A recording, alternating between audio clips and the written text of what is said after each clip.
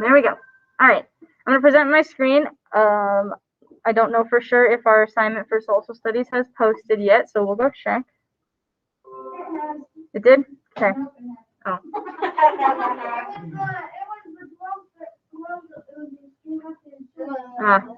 Oh, I think if you scroll down to, oh, that's math. Never mind.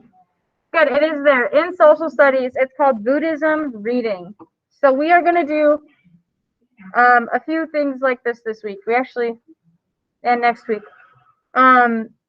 This will be graded today, so we need to make sure that we are focusing and finishing this up as we go along today, because Is it a little long? No. it's kind of long-ish. Are we gonna figure out the real Buddha? No, it's not like that type of thing. So let's go ahead and get that opened up, please, and thank you.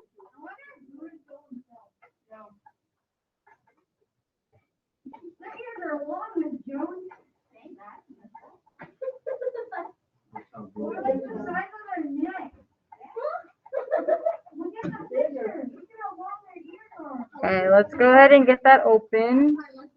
I'm gonna zoom in 100% because gotta get in pretty far. Okay, zoom in 100% and be up at the top of the page, please.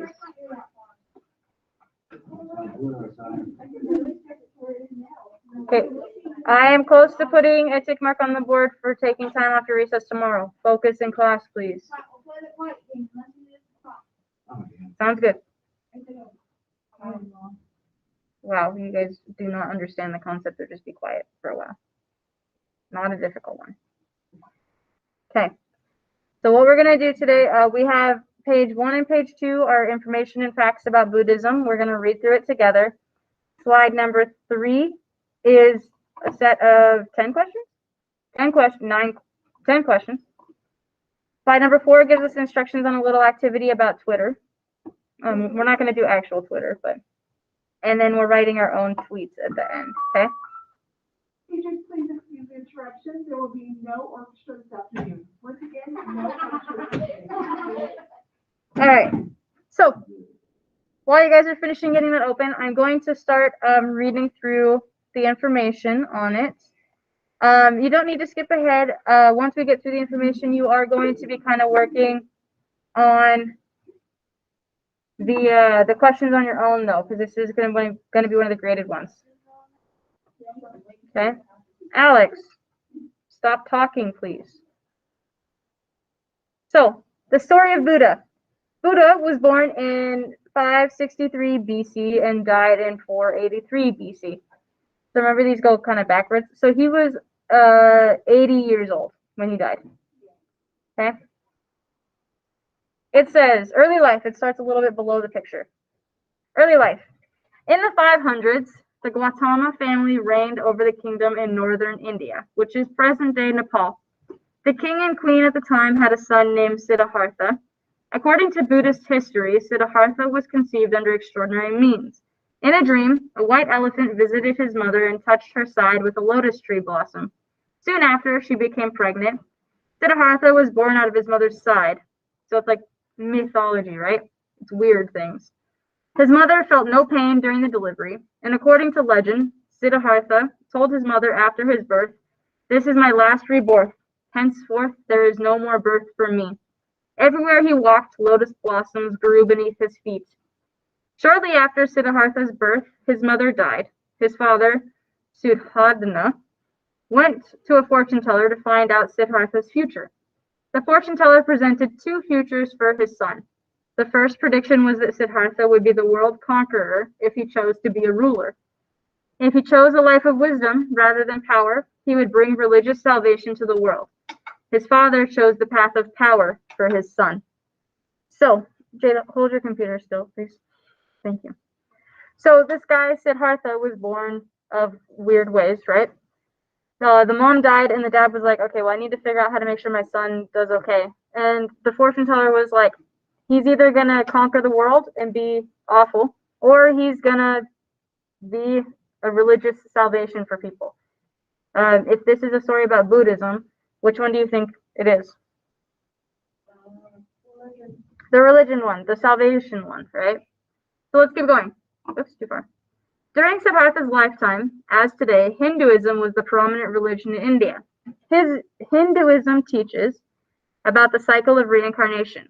Although it is believed that a person's future is largely predetermined, people have some control over their future lives. In addition, people believe in a strict caste system, which is a social order. The people at the highest levels of the system were said to be the most spiritual. Their place in the caste system was a reward for their spiritual enlightenment. Siddhartha's family was part of the high caste, so like the richest people. As a child, Siddhartha was sheltered from poverty and sickness of others. As a curious young man, he explored the city around his home. The suffering that he saw during this time led him to give up his marriage and son in order to pursue spiritual wisdom. So he was born in the high caste. He was rich, didn't have to see anybody that was poor or suffering because he always had the money and the wealth. But as he got older, he was able to venture out and saw this and decided to pursue spiritual wisdom, so becoming wise in terms of spirits and religion. So on the bottom, we have enlightenment. I have to sneeze. Sorry. I think it's going to go away. As a 30-year-old single man, Siddhartha practiced meditation as part of his Jain sect. He agreed to live without much basic necessities as food and shelter in order to pursue his spiritual path. After 5 years of struggle, Siddhartha left the sect to recover and meditate on his own. One night, he sat under a fig tree in the northwest India. Meditating under this tree opened his awareness, leading him to an enlightened, peaceful state of being. At this point, he became Buddha. So this is the moment that he became Buddha, the person who founded this religion of Buddhism. Buddha and Buddhists around the world believe that people are reincarnated or reborn onto the earth, back to earth until they have reached inner peace. The Four Noble Truths are central to Buddhism. Life is painful and full of suffering. That desire is the cause of pain. That a person can overcome desire, and that following the Eightfold Path will end suffering caused by desire. We're on the page number 2, by the way. According to Buddha, following an enlightened Eightfold Path by conducting a life of discipline, mindfulness, and meditation will lead a person to a state void of desire. This path is a process of facing reality and leads to enlightenment, a state of inner peace. Buddhists believe that nirvana is the highest state that someone can attain, meaning a person's individual desires and suffering go away. At this point, they will no longer be reincarnated to earthly suffering. So if you remember at the very beginning, when Siddhartha was born, he was like, this is my last life. I don't need to be reborn anymore. So because he believes that he's in nirvana, he's reached his final rebirth and knows everything and is at peace. Okay? This little box right here with the picture is the Eightfold Path. The 8 things that they believe that you should do as part of being a Buddhist. So number 1, you should have the right views. Number 2, the right intentions. Number 3, the right speech. Number 4 is the right actions. Number 5 is the right livelihoods. Number 6 is the right efforts. Number 7, the right mindfulnesses. And number 8, the right concentrations. Okay? The religious teachings. I'm getting tired of reading. We're almost there though. Buddha spent most of his time traveling after his enlightenment. His travels were in Magadha, which later became the largest Buddha empire. For the next 45 years, Buddha established monasteries, which were places for monks, nuns, and others to have peace and focus on their spiritual growth. Buddha spread the belief that faith should fulfill one's needs. Therefore, there was no need for the caste system. Once he renounces the social order, he became increasingly more popular with the citizens. He remained a preacher up until his death, when he told his followers to continue to seek salvation. Although India would later reject Buddhism, many holy sites of Buddhism are located in India. These holy sites include the places where Buddha presented his sermons, where he meditated, and where his ashes were spread after his death. The special sites where Buddha's ashes were divided were called the 8 stupas, or temples. Buddhas and Jesus. Do Buddhists believe in Jesus? Not really, no. They kind of have different views about Jesus. So, Many comparisons have been made between Buddha and Jesus. Both men were believed to have had miraculous births. They both set out their life's work as spiritual leaders in around the age of 30, which led to the establishment of new faiths. For Buddha, it was Buddhism, and for Jesus, it was Christianity, which is the belief in one God. Just as they had several parallels in their lives, they were also different. As a young child and a young man, Buddha lived in a life of wealth and privilege, while Jesus lived in a life of poverty. As adults, their lives differed as well. Buddha was a seeker of spiritual wisdom and enlightenment, whereas Jesus was a teacher. According to Christian faith, Jesus was murdered and rose from the dead. According to Buddhism, Buddha attained enlightenment, which led to his lifelong ministry. So there's some dissimilarities between Buddha and Jesus, but different things as well, right? The way that they lived their lives was a little bit different, but they had the same idea and concept of spreading their religions, right? Doesn't count me out, but is dying on a cross being murdered? Yes, he was hung up and died, yeah, and murdered, yeah. Skylar, do you need to take a walk around the school? Okay. Don't lean on it. Sorry. Connections to today. According to the World Atlas, in 2010, there were approximately 488 million Buddhists in the world. This makes Buddhism the fourth largest religion globally in terms of the number of adherents. Remember, adherents are the people that follow the religion. China holds the largest Buddha population at 244 million, followed by Thailand at 64 million. So this chart down here talks about the countries that have the most Buddhists in them, and their population, right? All of these are kind of over in Asia, China, that area, near India as well. So there is the reading, the information. Your guys' job will now be on slide number 3. This is the part that I'm going, to be grading, okay? I'm not really going to do this with you. I think I'm going to give you guys about 20 minutes to work on this on your own. And then we'll move on to the next part. So I'll put on a little bit of music, but essentially, you're answering all of these questions. I would like them to be in complete sentences, please. So just go one by one, answer the questions. You're going to need to use the reading. If you're confused about something, let me know, but just go back up and forth, go back and forth between the reading and the questions and answer those. Sound good? All right, go.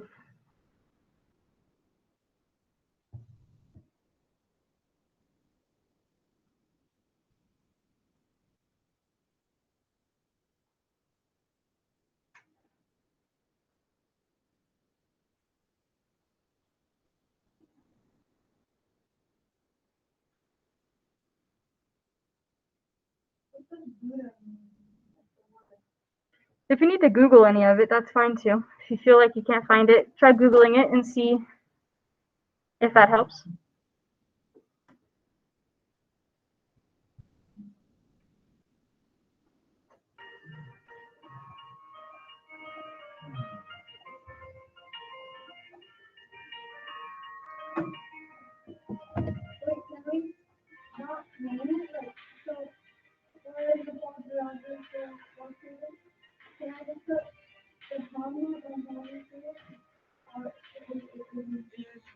Put where Nepal is now, like the continent maybe, or where it's close to.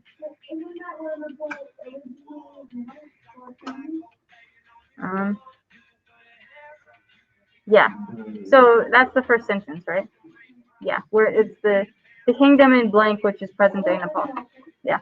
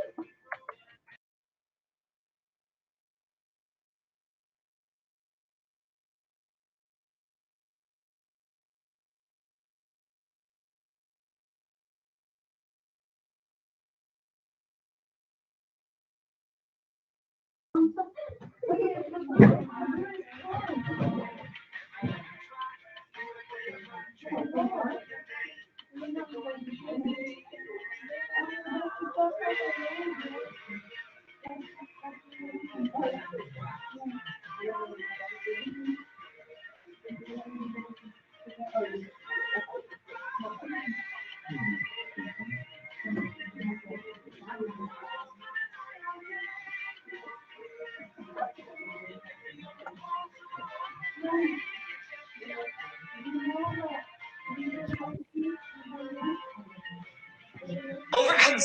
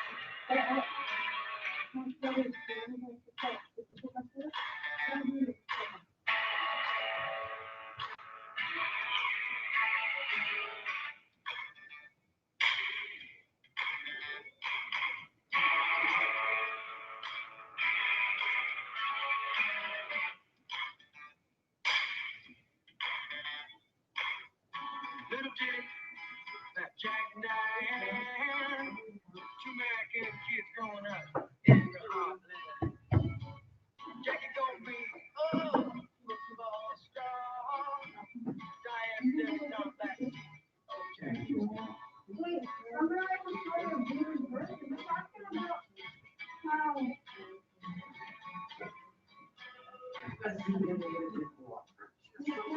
Check it out. Outside of this street, Diane stepped on Jackie's lap. Got his hands waved. Jackie said, hey, Diane, let's run off behind the straight feet.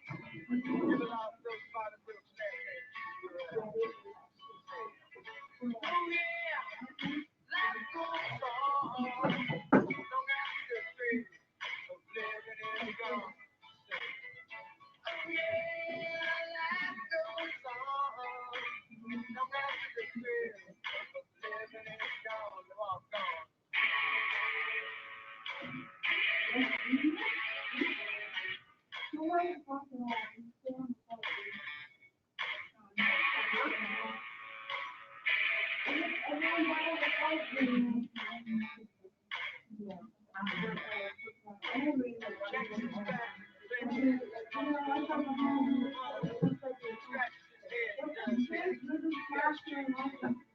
So how did you become enlightened? What did you do with it? Like, what part of it was?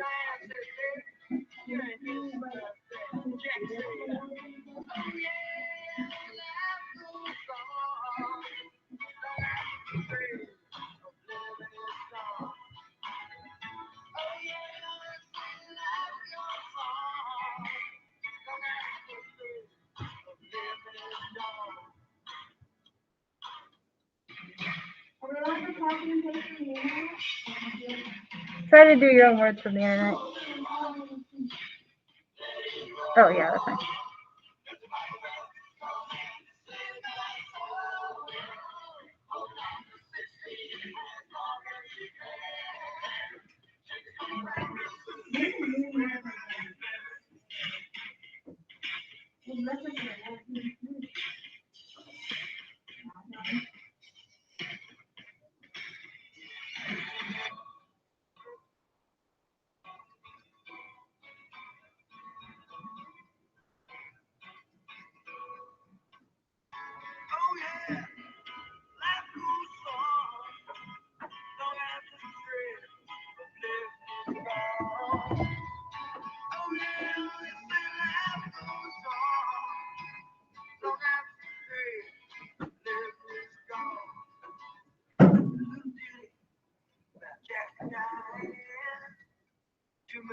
kids do the best they can.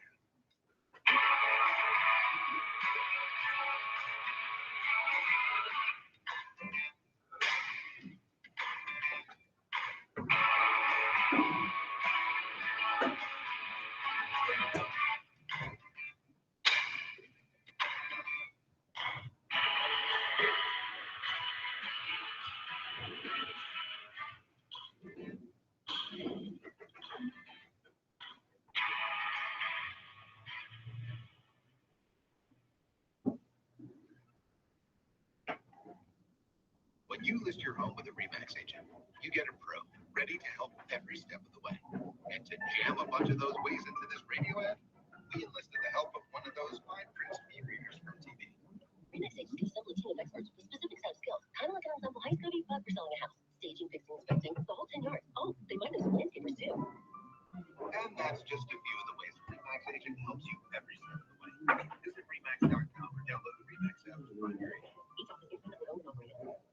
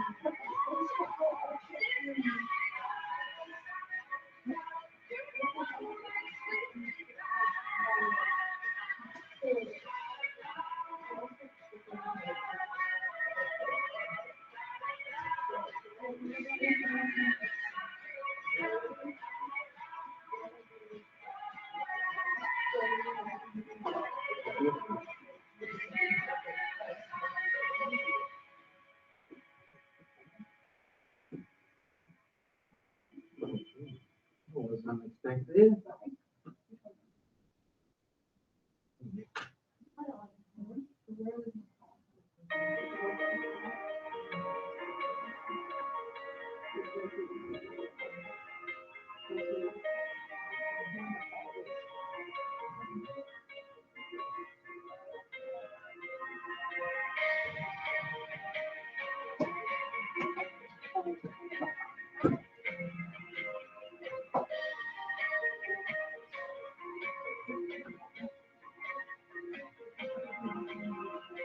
Oops,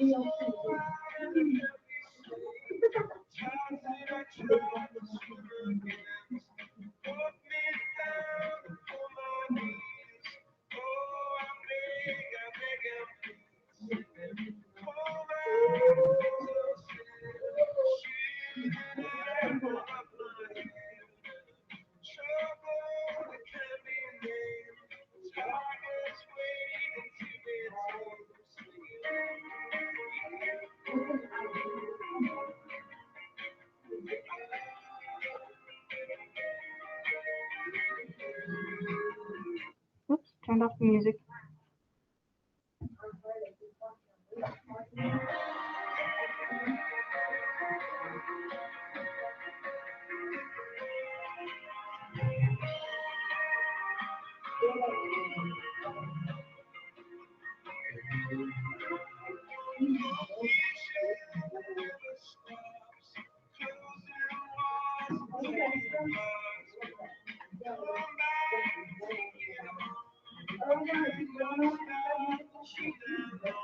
We'll review the next part in a few minutes, yeah.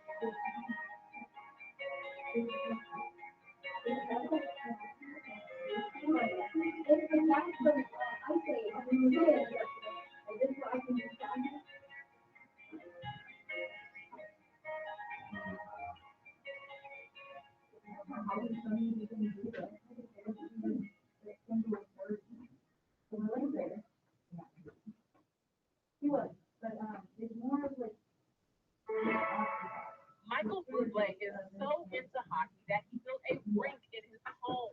The jazz singer schools us on his Vancouver Canucks knowledge on Huge Fans, the podcast where stars talk sports. Tap now to listen. Okay, Is my microphone on? It is. Okay, so what we're gonna do, I want to go over what slides number 4 and 5 are. Hey, focus, please. So we're gonna go over what slides 4 and 5 are, so that. Okay, there's 2 minutes off your recess. Stop talking when I'm talking. No, it's 2 because 2 people were talking. It wouldn't stop. So, we're gonna go over what slides 4 and 5 are, so that we can just let you guys work. There's a few of you guys that are close to finishing up or already finished. So once you finish up these 10 questions, slide number 4 is instructions for slide number 5. So slide number 4 talks about Twitter, which is a social media. It says Buddha tweets his beliefs. These days, leaders announce their daily adventures so that their fans can keep up with their every action. They call it tweeting their fans. The best comparison that I can give to that right now was when Donald Trump had Twitter and he would tweet all the time. Oh, all the time. All the time. So people would follow his Twitter to see what he was doing every day as president, when he was president. So essentially, they're giving their fans or their followers a daily timeline. Each tweet has the date and time with an under 140 character or letter message next to it. Imagine if Buddha tweeted his story and his beliefs. What would he say? What would he share with his fans? So in this assignment, you're going to enter 4 days of tweets from Buddha. So 4 tweets, basically. Make sure that your tweets cover his story and reflect your understanding of the beliefs in Buddhism. Each tweet should have a picture of the person. So there's a little template below provided. You're going to put the name of the person, his or her title, and their geographical location. You should have 1 tweet per day, so you will have 4 tweets. Each day should have a small picture of Buddha next to it. Use your research and imagination to detail the messages he views are essential to his beliefs. So if he were to be giving a sermon or something, what sort of stuff would he say? Think about what the beliefs are in Buddhism. What does he believe? What did he develop as part of his religion? The following is an example of someone that lived during, very fitting, the bubonic plague in Europe. The bubonic plague killed a lot of people, and it was like a bacterial thing, kind of like the coronavirus. So a tweet like this